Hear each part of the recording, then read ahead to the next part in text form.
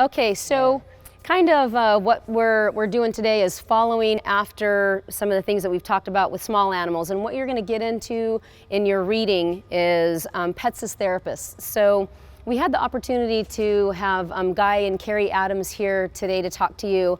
And they own Heart of the Horse Therapy in Clovis. And so this would be a really great connection for you to do your 10 hours of out of classroom service learning. And this is probably my favorite and one that's near and dear to my heart for a lot of reasons, because I love horses, as Carrie and Guy do, and that when you see this work and the connections that are made with the students that Guy and Carrie work with and that horses work with, it's amazing. It's one of those life-altering things that you think, how is that possible? Why does it work? And so Guy's going to talk to you about why it works. He's going to show you why it works. We're going to tell some stories about some things that they've seen and that they can share with you. So please ask questions. Don't be afraid. I know Guy's going to have you work with the horse. If you know nothing about horses, don't worry about that, right? So we'll teach you. Guy and Carrie and some of the folks that work with them will work with you also. So thank you, Guy and Carrie, for coming. And this is Bandit, and I'm going to get out of your way, so take it away. Thanks for coming. Oh, thanks for having us. You know, we started out with dogs. I've got a TDI therapy dog named Daisy. It's fun to watch people when she approaches them. She's a 65-pound pit bull. But Daisy, if I tell her, never mind, she won't look you in the face. Can I teach that to a horse? Bandit, never mind. Did he look away? Okay, that was just a fluke. He doesn't do that. But anyways, what we do is we work with kids, adults, and veterans with any kind of disability you could think of. And I hate the word disability because it's just a different ability. When you're working with somebody who's going to be a certain way for most of the rest of their lives, you need to treat them just like another person. They have a heart, they have a soul, they have a mind just like you and I. They think, they love, they feel. So we take that into consideration at Heart of the Horse. And I do have to warn you, when you come and do your 10 hours, one of the things that we find, a lot of them just stick around. And a lot of the volunteers, how long do you volunteer for us now? Year and a half, yeah. She did her 10 hours. So, and she's a Fresno State student, that's Rachel. So what we do with you is teach you how to work with a horse. Let me see him. Who here has no horse experience? Come on over. Where's my other guy at? Come on over. Yeah, you can leave that on. That's okay. I'm going to have you hold the horse. And you come on up here. I want you on that side. Would you just go like this? Walk on. Walk on. Whoa. Stand. I want you to come and put your hand right there. As long as he knows you're right there, he can't step on you. I want you to come around this side. Never walk around behind a horse. So I'm just going to block for the sake of argument today. So place your hand on him right there. And here, let me see that backpack. We're going to set this up here. Probably going to have some horse hair on it. I'm sorry. So I want you to put one hand right there. Save that backpack. Don't let it fall off. I want you to do the same thing. Don't let that backpack fall off. This is precious cargo. Maybe not to you, but to him. Yeah. So if this was a child with special needs, depending on what that special need is, we need to do something that's going to better that child's life. Sometimes it's simple as movement. Sometimes it's a little bit more than movement. It's getting them to open up and get to moving and sitting up. So what I'm going to have you do is keep this safe, and we're going to go right through you guys there. And what we're going to do is I want you to walk backwards continuously, go around everybody, and go around the right and just come back around this side. So walk backwards. Watch your toes don't get stepped on. Little secret about that is let's turn them this way. Walk easy, Bandit. Keep going this way. It don't look like much, but walk a little faster. Look at the movement on the backpack now. It's a little more side to side. Let's make a sharp turn. We're coming in right here. Sharp turn. Were you or I, who might consider ourselves to have a good body, and I'm not talking showcase, whoa, stand. I'm talking a healthy body. That's not much. If I was to put her up on this horse and do that, it wouldn't be much. But let me put a child up there that has no use of the legs, can't hold with their hands, can't sit up on their own. One of the things we do is we start them with somebody sitting up there. We put that child in front, and then we, as we make the horse go, drop that child forward. And then we have that child pull back. And as you just lightly push, that child starts working. But what happens is the movement of the horse makes the body do this. So while the body's doing this, it makes it easier for them to move their muscles because it's already happening. The muscles are already moving. They're engaging with the movement of the horse. So after a while, our kids are able to sit up on their own with sidewalkers. Then after a while, the sidewalkers can release and make these children sit up on their own without being held. They're there to save them, but they're also there to let them find out where they can be. One of the things that come over here, if he's got a body that he can't sit up straight, and I constantly hold him up, he's never going to get better. So what we do is we start to release. He'll fall into my hand, we'll push him up and let go again. What we're trying to do is get him to start strengthening up. I'm going to give you some examples now. Go ahead, thank you. We had a young man come to us who drowned as a baby. We worked with him for 8 months. At the end of 8 months, this child who would fall forward if we were to let him go, he'd never fall forward. If you listen to Jack Hanna tell a story, it's like the kid falls forward every time. We got him to be able to sit up.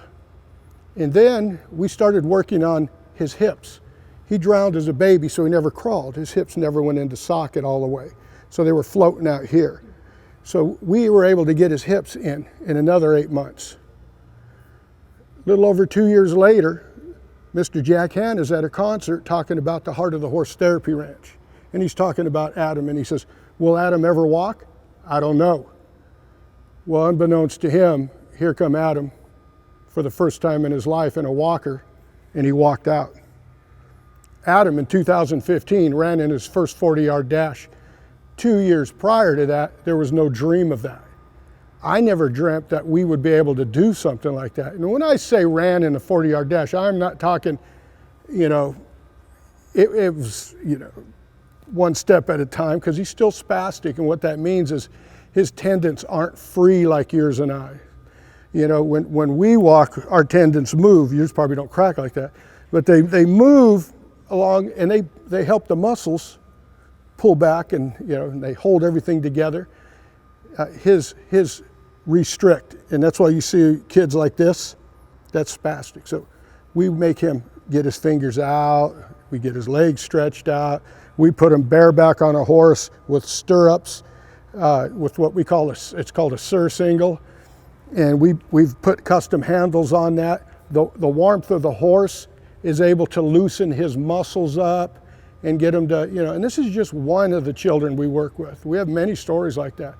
We use different types of horses. We use the Arab horse. An Arab horse has a front-back movement when you're on him. The quarter horse has that John Travolta swagger, that's my movement right there. And then we use what's called a Pasofino. The Pasofino is a Spanish breed, and they have a really smooth gait. Rich people like them because their drink won't bubble over, But we like them because we can move that child faster. And what that little bit of speed, and I'm not talking about sidewalkers having to run next to them, I'm talking you just walk a little faster. But the motion of that horse gives the illusion that they're flying. And with just a little pull on the rope, like she's got there, she would pull down a little bit. Don't do it, but she would pull down. And on a gaited horse, their shoulders are different. So these shoulder muscles right here go back further. So as they go back further back here, instead of right here, these withers, they pop, they move, they do this, they round out. So a child with brain trauma, autism, Down syndrome, a non-verbal child, we can get their endorphins to fire. Soon as we get a noise, man, we stop that horse fast, boom. And we ask them, go, go. You know, does it always work? Maybe once or twice it hasn't. We've gotten words out of kids that have never spoke before. If we could get them to make a noise, we could get them to I was just going to say, like, I don't mean to interrupt you, but the story that you told me, and I can't remember the young man's name, that he never spoke before, and that you were asking him to give verbal cues, and that his mom didn't ever think he was going to say anything. And that story is amazing. What she's talking about is we had this young man named Joel come out to the ranch. Joel was 27 at the time. He had never spoke a word in his life. Through those movements, we were getting him to get excited, and he'd voice his opinion and excitement by squeals. We had never done that before, and his mom thought that was really interesting. So I started to work with him with a cluck. You want the horse to go? Give me a cluck. And as he learned to cluck, every now and then his mom would call and say, Joel just clucked, we're at home, you know. Then it got closer and closer until one day, Joel gave it to us. And his mom says, oh, Joel, I'm so proud of you, this is awesome. And she pulled out her video camera and she started to videotape. And she says, Joel, cluck for mama. And he, on command, this child who doesn't do things on command. And as we moved closer to the camera, or to her, she says, I'm very proud of you. And he started to hum, which is something new again. All of a sudden he just spewed, mama. You girls are young, and you young men are young, but could you imagine being a 40-something-year-old mother and hearing your child for the first time say mama? You know, we got to do that and got to see it. I can guarantee you at some point at the Heart of the Horse, you will cry while you're there, or you'll cry when you leave. You know, I mean, I got to tell you, I grew up in a family where if you cried, you got punished. And I've cried a few times at the Heart of the Horse. You know, my heart was broke when we first started working with these kids. And then I started to realize, like I was saying earlier, they have hearts, they have minds, they have souls. They just have different bodies. They have a different brain. They're not healthy as the world expects them to be, but they're as healthy as the world they live in will let them be. And our job at the Heart of the Horse is to better that world. So we would love to have you guys come out and volunteer. Is there any questions? Something that we talked about, question, yes. So for us to volunteer, is there going to be like business cards or? You need to state your name for the camera. No, I'm joking. No, what you'll do is we have some brochures here. There's a phone number. It's very simple. You'll call my wife and she'll send you everything you need to know. But I am going to let her come up and speak on that in a few minutes of what you'll need and stuff. Good question. And that's also on the list that is online for you, just contacts that you can make. And so Guy and Carrie's phone number is on that as well. And I know she's going to direct you further on that. So something that we touched on that I think is really important to reiterate and to think about is Guy had mentioned the different breeds of horses, and you're going to read more about that, and really thinking about something that you might not be familiar with, which is called cadence. I'm going to let him take his back. Go ahead and take your backpack down. Go ahead. You guys are doing a good job saving the backpack. I'm going to. It's good. Go ahead, you let it go. Thank Stand. you. So cadence and the different breeds of horses, and maybe just a little bit more in terms of, we've talked about this before, that there's no replacement for the motion that horse makes, and the connection, and what's really happening is a retraining of the brain in terms of motion. But it's really important to know that picking the right horse for the individual is really key. And so my joke is I ride saddlebreds, which Guy knows, and so they're really kind of high strung. So you can probably tell I'm screwed up into the ceiling. And so, the cadence of the new mare that I ride is really good. She's high spirited. It's a little bit of a challenge for me. And so maybe you can talk a little bit more about matching that up. And, just for all of you, think about the way of going of the forward and back motion and right to left of the horse's pelvis, and how, if you didn't have use of your extremities, lower extremities, how that could help you feel like you were truly walking. And if the stories that you just heard don't move you or give you chills, talk about crying. Usually I'm in the back of class when he's talking, crying about it. And so I've taught this class for 12 years, 2 sections every semester, and it never ceases to amaze me what these animals can do, and what they do for humanity. And I love what you say about they have a soul and a heart, and some of the things that we don't realize. And that's what I love about this class as well, is that there's going to be differences of opinion in what we discuss throughout the course, but realizing that, everyone deserves respect, right? Communication in that way is important. So you bet. Well, okay, when it comes to choosing a horse for a certain child, it's all about the movement. As she says, the movement is everything, whether it's brain trauma, a child, well, I was going to point out a picture, but it's on the other side. When it comes to movement on a horse, the different horses, like I was saying earlier, have a lot to do with how we're going to work with the child. And also the movement, when we move their legs forward, middle, back, down, up, all that magnifies that movement. Nothing is wasted when it comes to how we set the children up on a horse.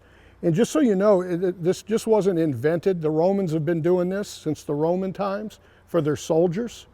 And when we started the Heart of the Horse, we didn't go to, first we started to go to other therapy ranches and see how they did things. And then we started to go to actual therapists in Children's Hospital, and ended up with Dr. Jennifer Crocker on our board. And she's a doctor out there, Dr. Michael Allshouse from Children's Hospital.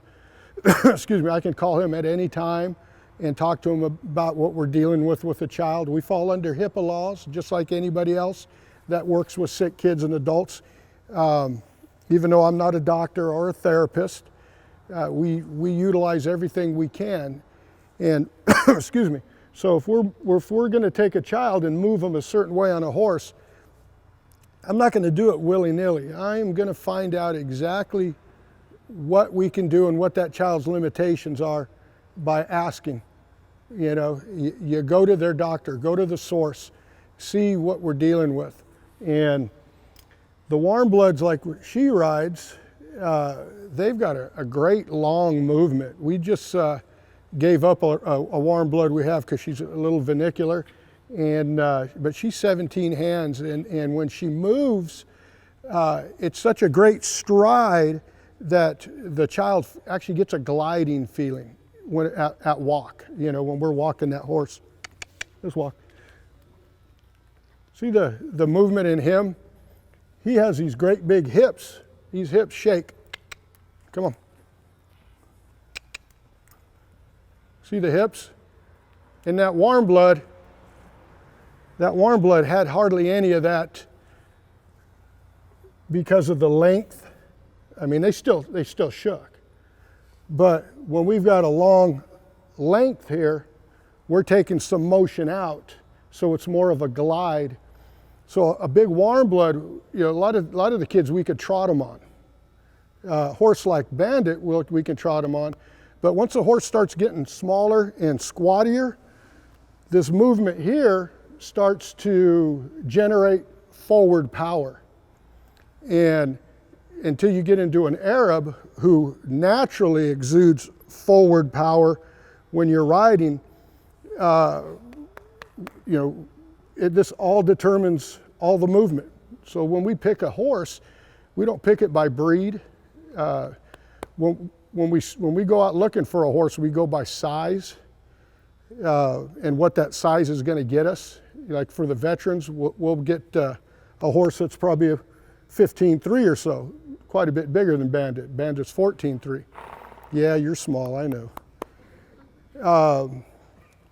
We'll look for horses that have an even disposition. Horses like Bandit, come here, Bandit, come here, come here. Whoa. Bandit has to learn a lot. And this gets old for horses after a while. Most of the horses that we use, well, I should say, all but one have had a professional career. They've been horses that have been in the rodeos, they've been in dressage, they've seen the lights, they've been in buildings like this, they've heard people cheering, they know everything is all right. A horse is a feed animal. You believe it or not, just like us. We hunt and gather, but we're a feed animal. Lions eat us, and it's the same with a horse. The difference between a horse and us is if I go after him, he's either going to stand and fight or he's going to take off. 99% of the time, if I go after a horse, it's going to run. If I'm going to get it to eat it, it's going to flee. So when we get somebody that calls and says, oh, I got this most wonderful dead broke horse, it isn't always good to be a therapy horse. We need horses that have been there, done that. A horse that I can make stand. Hey, whoa, stand. I can bring. Whoa, a horse that I can step to the side and push and get him to move. If you're at our ranch and you're wanting to ride and you have a disability, the last thing I want to do is stick you up there and constantly have somebody holding you, unless you need that. Especially if you're a veteran or a student, heaven forbid, that's been in an accident and lost a limb. We want you to be 100% of what you can be. So we will teach you how to ride a horse the same way she can ride a horse with cues. You can move a horse with pressure. Just pushing on him makes him move. And so with pressure, we can teach a child a new pressure every time. So if I have a child that has a leg that's only this long, while we're leading Bandit, he's probably not going to do it right now because there's no pressure on him. But as I lead him, she's too busy in here.